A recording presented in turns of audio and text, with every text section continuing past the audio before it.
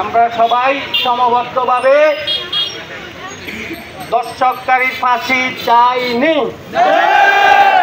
সবাই দর্শককারীর ফাঁসি যদি চান, আমিও আড্ডা ইউনিয়নের পক্ষ থেকে দর্শকের ফাঁসি চাই। আমার সাবেক চেয়ারম্যান জাফরুল্লাহ চৌধুরী বলছে যে যেই দল বিক্রি করি দর্শন করবে, অন্যায় করবে, অন্যায়কারী কোনো দলের নয়। আমিও বলি কোন দল আমার যদি আপনজন হয়, দর্শনকারী আমার আপনজন নয়।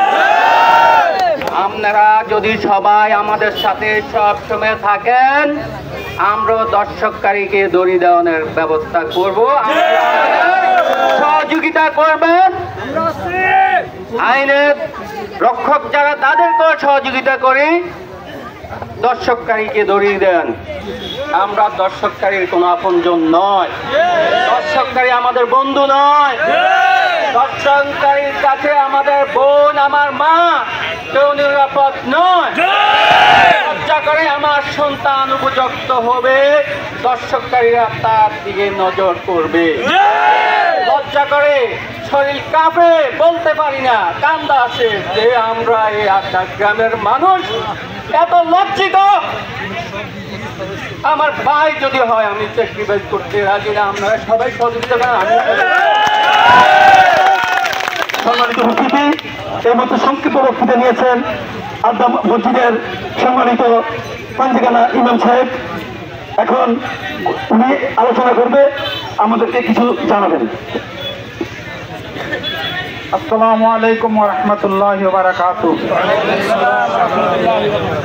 উপস্থিত এখানে স্থানীয় বিভিন্ন রাজনৈতিক দলের নেতৃবৃন্দ, স্থানীয় মান্যবর্গ নেতৃবৃন্দ, আমার প্রান্তীয় এলাকাবাসী, আমরা আসলে ব্যথিত এবং দুঃখিত।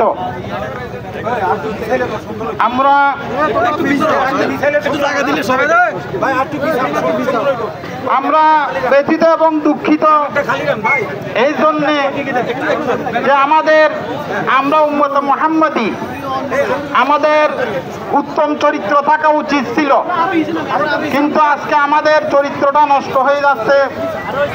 শুধুমাত্র ইসলাম শিক্ষা, কোরআন এবং হাদিসের শিক্ষার অভাবে আমাদের সমাজ এইভাবে কলুষিত হয়ে পড়ছে।